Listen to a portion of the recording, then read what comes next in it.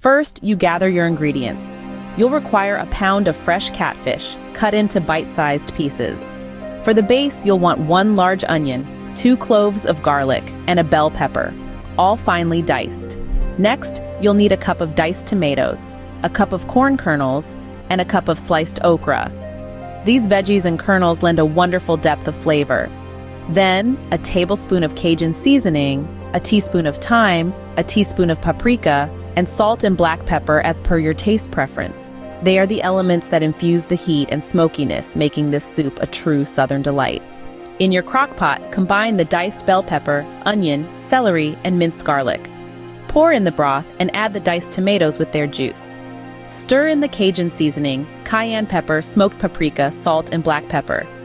Cover the crock pot and let it all cook on low for about 4 to 5 hours. This allows the flavors to meld and the veggies to soften. About 30 minutes before you're ready to serve, add the catfish pieces and frozen okra. Crank up the heat to high to make sure the soup gets back to temperature quickly and cooks the fish thoroughly. Just before serving, stir in the fresh lemon juice. Ladle the soup into bowls and garnish with some chopped fresh parsley. Please let me know in the comments below how this recipe turned out for you. As always, the recipe is in the description.